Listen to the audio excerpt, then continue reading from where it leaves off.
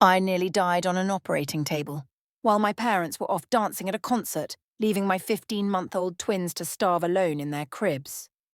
Yes, you heard that right. My parents, the people who were supposed to protect my children and me, decided a music festival was more important than my life and their grandchildren's well-being. If you think you've heard messed up family stories before, trust me, this one will make your blood boil. So, if twisted real-life tales of betrayal, survival, and karma are your thing, you're in the right place. Don't forget to subscribe to the channel, and let's dive into the wildest tale you'll ever hear. Because stories like this, you won't find them anywhere else. How do you recover from a betrayal so deep it nearly cost your children their lives? How do you move forward when the people you trusted most turn their backs on you at your most vulnerable moment? These are the questions that have haunted me since that life-altering surgery, but the truth is, no matter how much I try to make sense of it, I'll never truly understand how my parents could do something so callous. Let me set the stage for you. 2 years ago, I found myself lying in a hospital bed, hooked up to tubes, barely clinging to life after a dangerous surgery. I was at my most vulnerable, and yet, the people who should have been there for me, my parents, weren't even in the same state. They were 5 hours away, enjoying themselves at a music festival, while my twins, barely over a year old, were left behind to scream in hunger and desperation. How do you make sense of that kind of betrayal? How do you forgive the people who left your babies to suffer in their cribs, all because they couldn't be bothered with the complicated life I was trying to live? You see, I had never been their easy child, always too emotional, too needy, too dramatic. And when I found out I was pregnant with twins, unexpectedly and alone, that was just the cherry on top. So when I asked for help, I got a firm no. I moved back into their home, hoping for support, but got none. Instead, I was treated like an inconvenience. I was pushed aside, as always, but what happened during that surgery, what my parents did, was something I never could have imagined in my worst nightmares. And the worst part? It wasn't the betrayal itself, but their total lack of remorse when I confronted them. In fact, they made me feel like I was the problem for even asking them to care for my kids while I fought for my life. I wasn't the child they wanted. Not that they ever explicitly said it, but I could feel it in the air, thick and heavy every time I took up too much space. Emotionally, physically. It's like I was an inconvenience they didn't know how to handle, but still they had to keep me around. Kellen, though, he was perfect. He was everything they could have asked for. Calm, easygoing, always good. The golden child who could do no wrong. And I was the one they couldn't quite figure out. I didn't fit into the mold they wanted me to be. I was too loud, too emotional, too sensitive. There was always something about me that didn't measure up. When I cried, Mom would roll her eyes like I was wasting her time. When I showed any sign of being upset, I was told to get over it, to stop being so dramatic. No matter how much I tried to bury my feelings or bottle up my emotions, they always slipped out in ways I couldn't control. And then there was Kellen. Kellen didn't need to try. He could do anything and still be the favourite. If he had a bad day, he got comforting words and a cuddle. If I had a bad day, I was told to toughen up. Kellen's needs were always met with open arms, while mine were met with impatience, frustration, or worse, dismissal. I remember one day in particular when I was around 8 years old, sitting on the edge of the couch in the living room, trying to tell Mum about my bad day at school. I had been picked on again, this time for something as small as the way I wore my hair, but I was feeling crushed, and I just needed her to listen. I can still hear her sigh, a sound that made my heart drop before she turned around and said, "Stop being so sensitive. It's not a big deal." I was crushed, but I held it in. I always did, because it was always easier to stay quiet than to beg for attention I knew I wasn't going to get. So, I'd swallow my tears, and in the end, I'd feel the heavy burden of disappointment settle in. I wasn't good enough to be comforted. I wasn't worthy. of the time or love they so freely gave Kellen. But somehow I kept trying. I tried harder. I excelled in school even when I didn't really care about it because I thought maybe, just maybe, if I could get something right, they'd notice me. I worked harder and harder, hoping that if I just did enough, I could fill the emptiness that stretched between us. I did my best to look after Kellen, making sure he did his homework, helping him with his chores, even when I was barely old enough to take care of myself. But it was never enough. I worked so hard, trying to be perfect, but it wasn't what they wanted. It wasn't what they needed. It was as if they only wanted one child, Kellen, and I was just a byproduct. I remember taking care of Kellen when he was sick one night. I was only 10, but Mum and Dad were too busy or too tired to deal with him. So, I made him soup, tucked him into bed and made sure he was comfortable. But even as I helped him, I could feel the resentment building up inside me. They never expected me to take care of myself the way I had to take care of him. I had to be perfect, not for me, but for them. And yet, no matter how much I tried, I was always left standing in the shadow of Kellen's perfection. One night, I was sitting in my room after school trying to finish up a project, and I could hear Mum and Dad downstairs talking. I caught bits of the conversation. They were talking about Kellen, how proud they were of him, how easy he was to raise. "He's such a good kid," Dad had said. "Doesn't give us any trouble. We're lucky to have him." And I thought to myself, what about me? I was good too. I tried so hard, but it never mattered. In their eyes, I was just too much. Too emotional, too loud, too needy.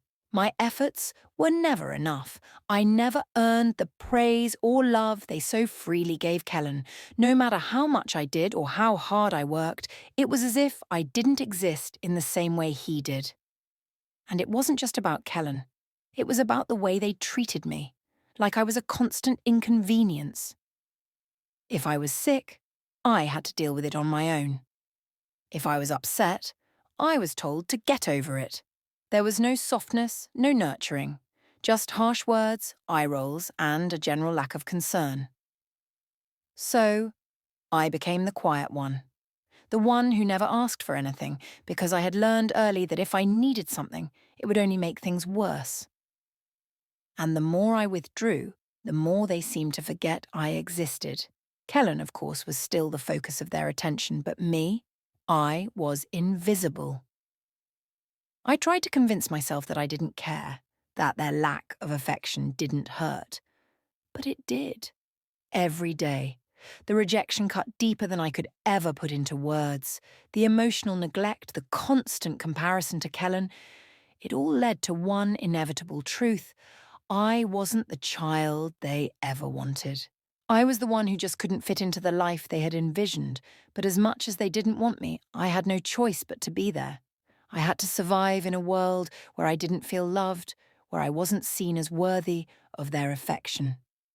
I learned to survive on my own, to find a way to navigate a life where I was just a shadow in the background, and somehow that sense of being invisible, of being neglected, set the stage for everything that would come next.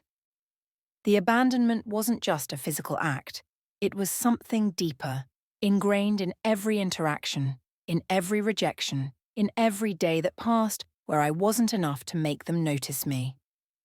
At 26, I found out I was pregnant. Not just with one child, but with twins.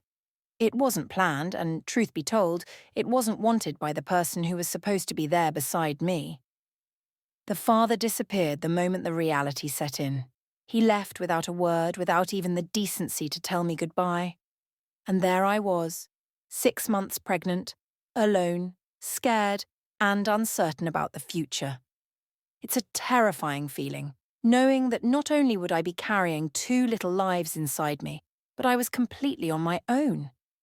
I wasn't in a position to care for them alone, not in the way they deserved. So, with no other options, I returned to the one place I'd always known, my parents' house. I didn't want to go back, but I had no choice. The decision wasn't made out of comfort or the desire for a safe refuge.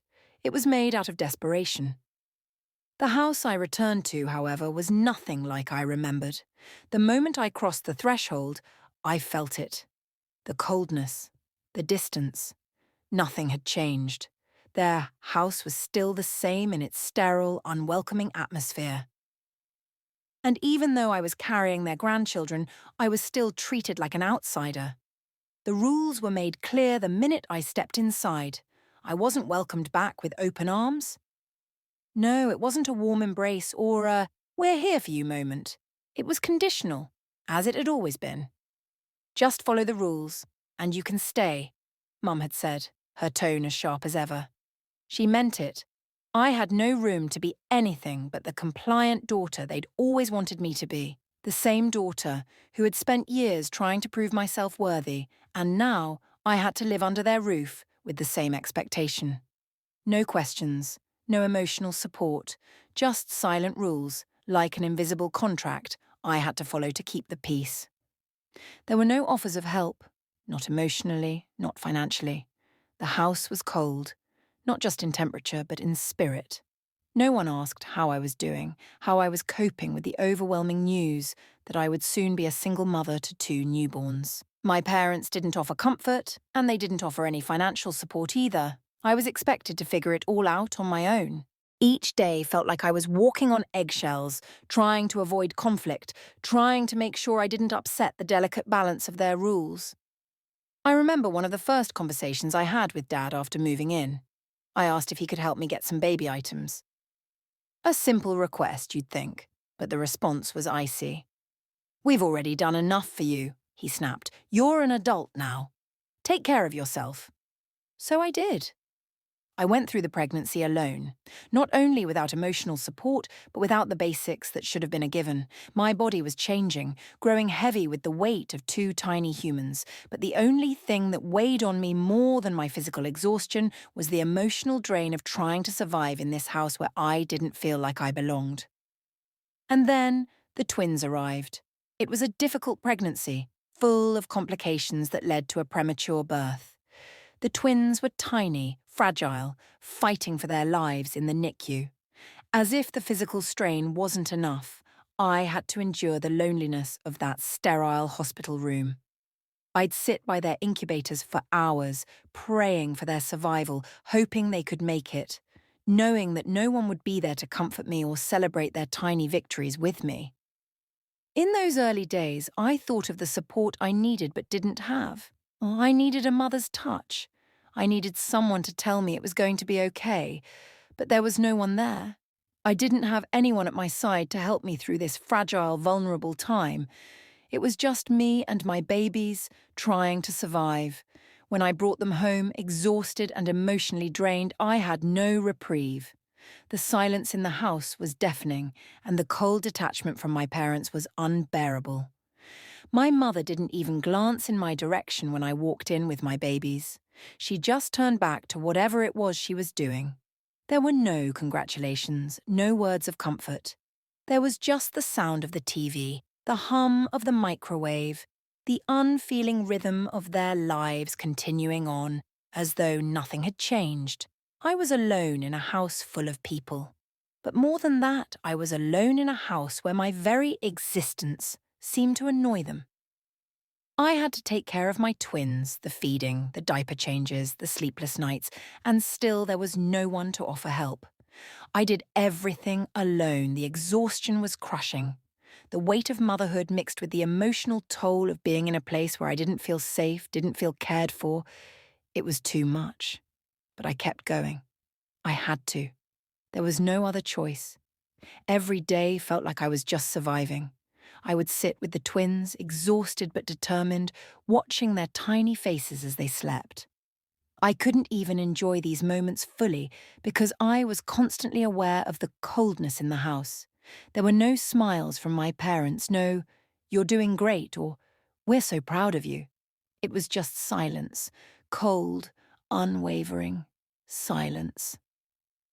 I was a mother now, and I was doing everything I could to be the best mother I could be, even if it meant doing it completely alone. But every time I looked at my parents, I realized they hadn't changed. They hadn't softened. They were still the same distant and cold people who had never given me what I needed when I was a child. And now, as an adult, it was no different.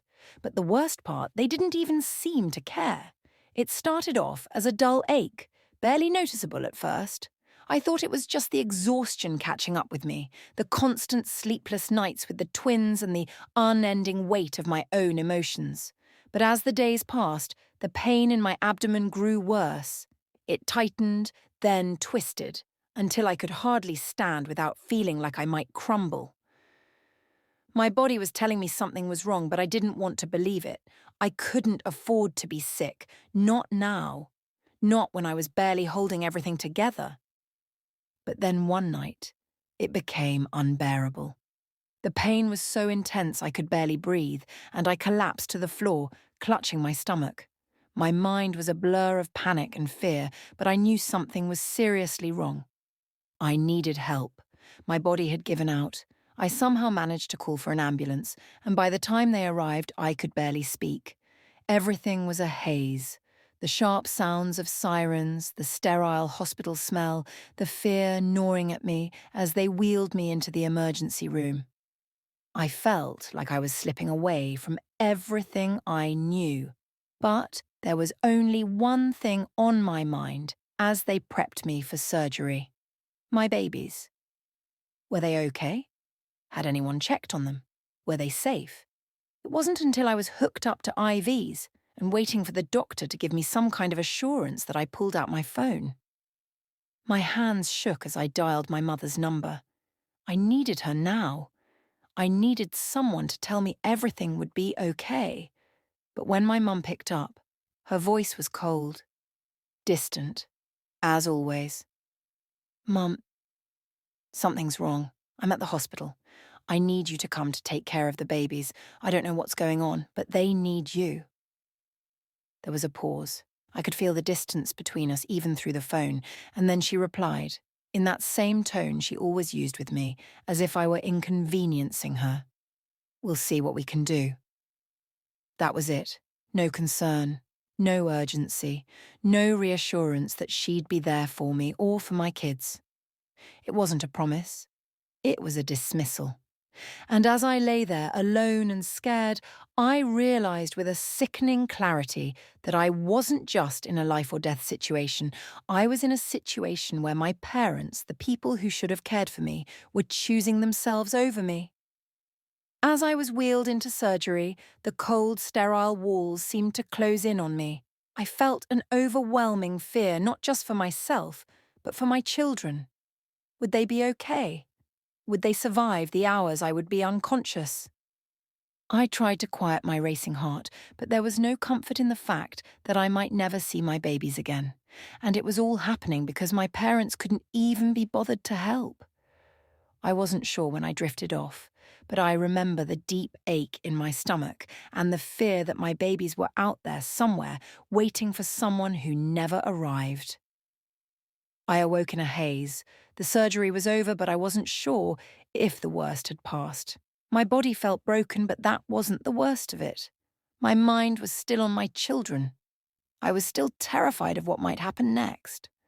My heart raced as I looked at the phone by my side, desperately hoping for any sign of life, any text that said the twins were okay. And then, a text from my neighbour, Miss Helen, lit up the screen. My stomach dropped as I read her words. Renee, I'm really worried. I haven't heard from anyone and the babies haven't stopped crying for days. I think something's wrong. CPS has been called. The air in the room felt like it evaporated. I could hardly breathe as I processed the words. I couldn't comprehend it at first. CPS? My babies were crying alone for days. No one had checked on them. My mind raced. What had happened? Where were my parents? How could they have left my children in this state? The truth hit me like a freight train. My parents had left the state for a 3-day concert. Just gone. They hadn't told me. They hadn't even bothered to tell anyone.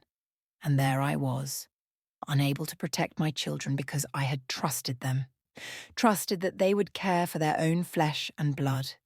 Instead, they had chosen their own selfish desires over the well-being of their grandchildren. The worst part? My children were paying the price for their neglect. I swallowed hard as Miss Helen's texts continued to flood in. Your babies, Avi and Kale, were found severely dehydrated. Their diapers were soaked, their bottles were empty. No one had checked in on them. It's been days. I felt the blood drain from my face as the room spun around me. I wanted to scream, to lash out, to fight for my children. But all I could do was lie there, weak and vulnerable, consumed with guilt and rage. The moment I realized the full extent of what had happened, it was like the world stopped. My heart shattered as I thought of my babies, crying for someone to hold them, to love them, to take care of them, and no one was there. They weren't abandoned by me, they were abandoned by the people who should have been their safety net, the people who were supposed to care for them. I had failed them, not because I didn't love them, but because I had trusted my parents. And in that moment, I realized that this wasn't just neglect, this was abandonment. They had chosen to leave their grandchildren, my children, in danger, all for their own selfish pursuit of pleasure. My mind raced through a blur of panic, helplessness, and a burning need to hold my children again. I had to get out of there. I had to save them. But I was trapped in this hospital bed, unable to do anything, paralyzed by the weight of what had happened. The thought that I might lose them, that I might lose my children not because of anything I did, but because my parents chose to abandon them, was the most painful realization I had ever faced. The hospital room felt suffocating. Every minute that passed made me feel smaller, weaker, as though the weight of what had happened was pressing down on me. I had survived the surgery, but the real battle was only just beginning. It was in the quiet moments, when no one was watching, that the full scope of everything, the emotional wreckage, the abandonment, started to sink in. I was lying in that sterile room when a social worker came to visit me, clipboard in hand. She was polite but firm, and the way she looked at me made my heart pound in my chest. The CPS investigation had been launched, and she was here to get my side of the story. "I understand this is a difficult time," she said, her voice soft but detached. "But I need to ask you some questions about your parents' role in the situation with your children." I felt a strange numbness wash over me as I recounted the events. It felt almost surreal, telling a stranger that my parents had left my children alone, in danger while I was fighting for my life, in a hospital bed. It was too much to bear, but it was happening. It was real. The questions came fast, each one a painful reminder of the trust I had placed in the wrong people. "Did they ever leave you in the care of anyone else?" she asked. I shook my head, fighting back tears. "No, they never did. They were supposed to be there for me. For my kids."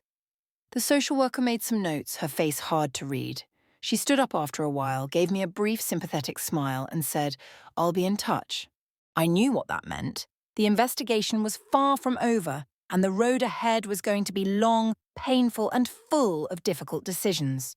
But one thing was clear. My parents were going to face consequences for what they had done. That small seed of hope was the only thing keeping me going. I was discharged from the hospital early, unable to stay a moment longer in a place that felt so suffocating.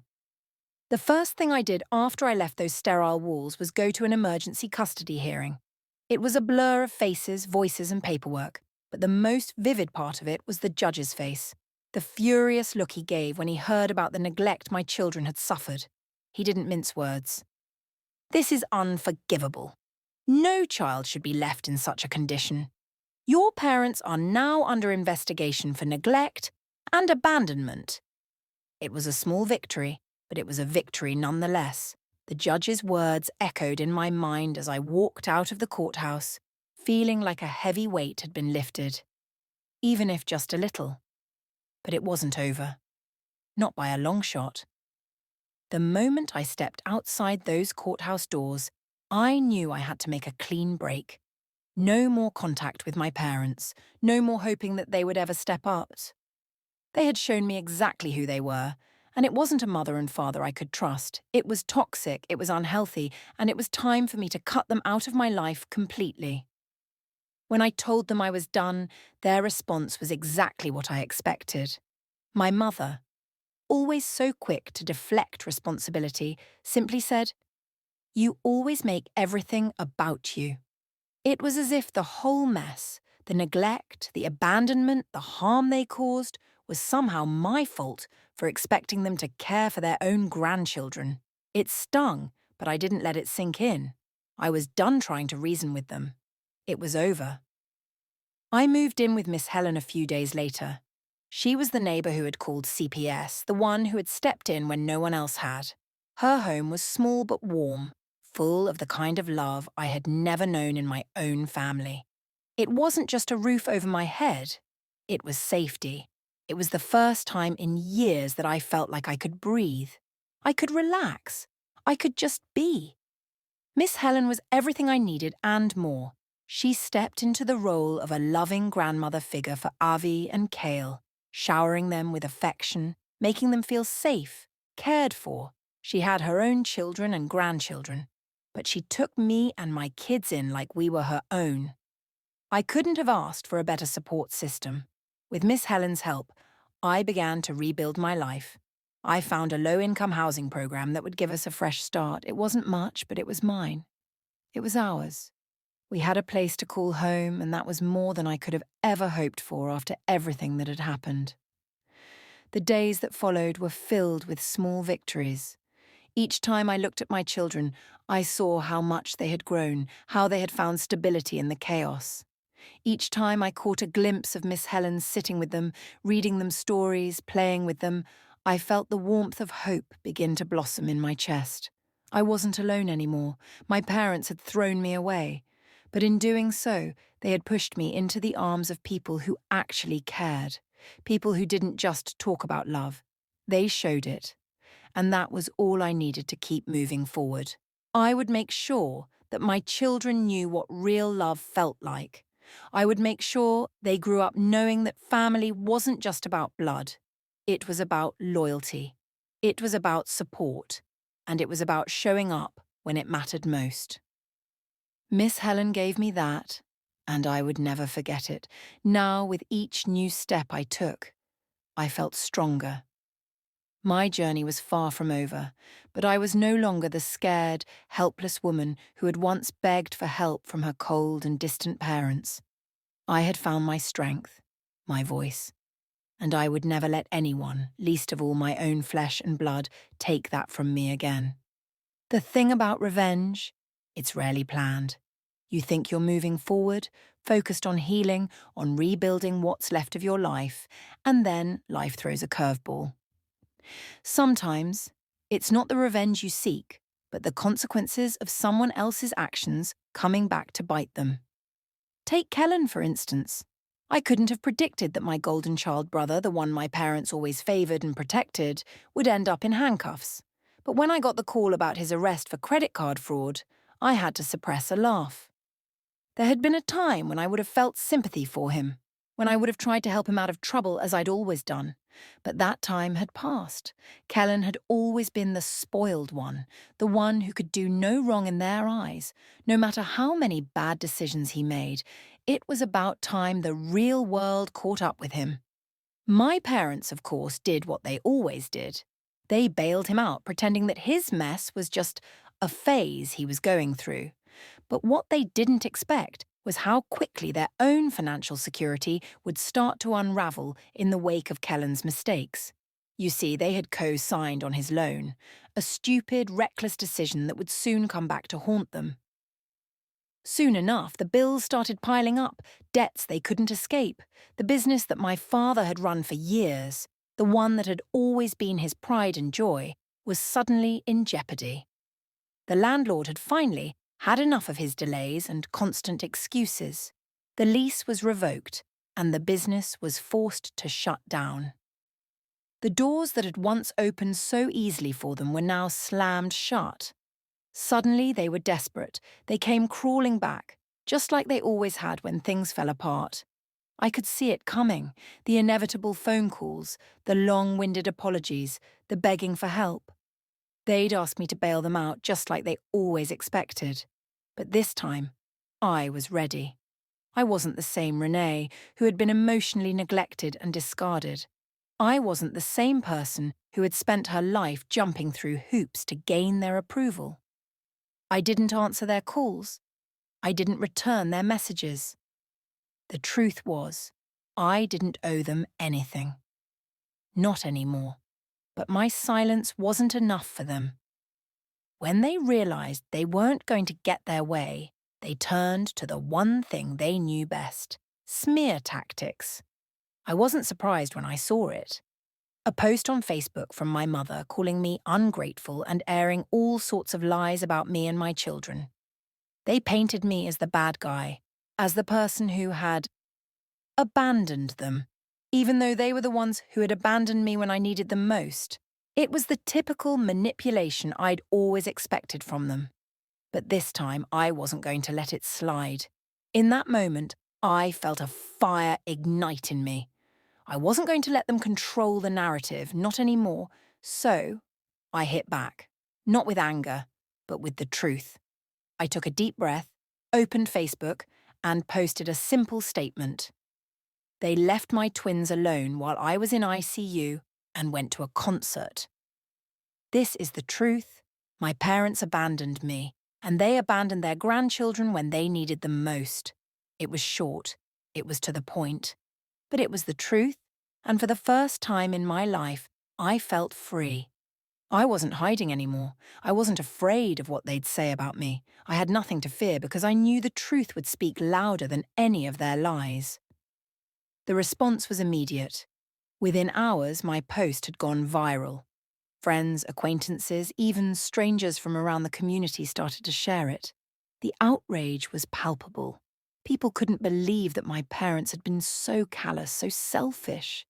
It was like a storm that had been building for years, and when it broke, it swept my parents' reputation away with it. The community that had once stood by them, always ready to support their business and their social standing, now turned their backs. My mother was kicked out of her precious book club, something that seemed trivial but was a huge deal to her, and the women who had once considered her a friend now called her out for her cruelty. My father's clients, who had supported his business for years, dropped him one by one. They didn't want to be associated with a man who would abandon his own daughter and grandchildren in a time of crisis. It wasn't just financial ruin that came crashing down on them. It was the social ostracism, the shattered illusion that they were the good, respectable parents everyone believed them to be. In the end, they lost everything. The pity they had once received from friends and neighbours turned into disgust. They were no longer the respected figures they had once been. They were the pariahs, the ones no one wanted to associate with. I didn't feel joy in their downfall, but I felt relief. The universe had a way of delivering justice when it was least expected, and it wasn't about me orchestrating anything. It was about karma. It was about the truth coming out. It was about people finally seeing my parents for who they really were. As for me, I moved on. I no longer carried the weight of their lies, their manipulation, or their emotional neglect. The truth had set me free, and it felt like a weight had been lifted from my shoulders. I didn't need to take revenge. Life had already done that for me. And as I moved forward, I knew one thing for certain: my children would never experience the same betrayal I had. I would make sure of that. And that, in the end, was all the revenge I needed. The letter arrived on an ordinary Tuesday morning. At first, I didn't think much of it. It was one of those thick, formal envelopes, the kind that's usually filled with bad news. But as soon as I saw the return address, my stomach churned. The name on the envelope was unmistakable: the lawyer representing my parents' estate. Estate. I had to laugh. My parents had spent their lives hiding behind a facade of wealth, status, and control. In truth, there was no estate. There was only debt. Piles of it, just waiting to swallow them whole. But I opened the letter anyway, knowing exactly what it would say. It was official. I had been named the executor of their estate. The irony wasn't lost on me. The people who had never cared enough to be there for me, who had abandoned me and my children at our lowest, now wanted me to take control of their mess. I read the letter, my fingers trembling with a mix of disbelief and disgust, before I set it down on the kitchen counter. Their estate wasn't a legacy to pass on. It was a disaster waiting to happen. Foreclosure papers, unpaid loans, overdue bills, and creditors knocking on their door. It wasn't a life they had built. It was a monument to their mistakes and irresponsibility. And now, I was supposed to manage it all? No, not anymore. I refused to be involved. I would not take on the burden of their failures. I had already spent too many years trying to fix what was broken in their lives. I had already given too much of myself to people who had never shown me the same courtesy, the same care. I wasn't going to carry their mess any longer. And just when I thought I could finally close the door on them for good, there it was. A handwritten note, tucked into the same envelope. It was from her, my mother. It wasn't enough for them to take my silence as a final answer. No, they needed one last word. They always did. The note was as cruel as I expected. It was filled with accusations, blaming me for everything, their debt, their ruined reputation, the wreckage of their lives. She wrote that I had ruined them, that I was ungrateful, and that I was the one who had caused the rift in our family, the same tired, manipulative words she had used for years. I didn't even bother reading it all. My hands shook, but not from anger, just exhaustion. It was the same old story, the same blame, the same deflection, the same refusal to take responsibility for their actions. Without hesitation, I ripped the letter in half, then in quarters, until the pieces scattered across the kitchen table. It felt freeing. It felt like I was finally letting go of something that had held me captive for far too long. No more guilt, no more manipulation, no more lies. I stood there for a moment, staring at the shredded remnants of the note, thinking about everything I had gone through to get to this point. And in that moment, I realized something that changed everything. I understood what it meant to be a parent. It wasn't about the house you owned, the job you had, or the reputation you built. It wasn't about the wealth or status you could provide. It was about putting your children first. Always. Even when it's hard. Especially when it's hard. Because that's what love is. It's sacrifice. It's responsibility. It's choosing your kids over and over again no matter what life throws at you. And I'd learned that lesson the hard way. I wasn't going to repeat their mistakes. I wasn't going to let the same toxic legacy pass down to my children. I wouldn't abandon them. The way I had been abandoned. I wouldn't let them grow up wondering if their parents loved them. I wouldn't make them feel like they were burdens, like I had been made to feel. I chose my kids. Every single day. And I always will. There was no more question of what I owed them. No more question of what they owed me. I didn't need their approval. I didn't need their love. I had my own family now, one that didn't require manipulation or games. And that was enough. So, as the final remnants of their note fluttered to the floor, I walked away from it all, leaving them in the past where they belonged. My children and I had a future to build, one filled with love, with stability, and with everything they had been denied. And no one would ever take that from me again. If you've ever had to become the parent you never had, if you've had to fight for your children when the world turned its back on you, know that you're not alone. Your strength is something to be proud of. And your story matters. Share it below because every voice counts. And if you found strength in Renee's journey, if her story resonated with you, don't forget to like, subscribe, and hit the bell for more real stories from the Nexus of Revenge. We're just getting started, and there are many more powerful tales to come. Stay tuned because you won't want to miss what's next.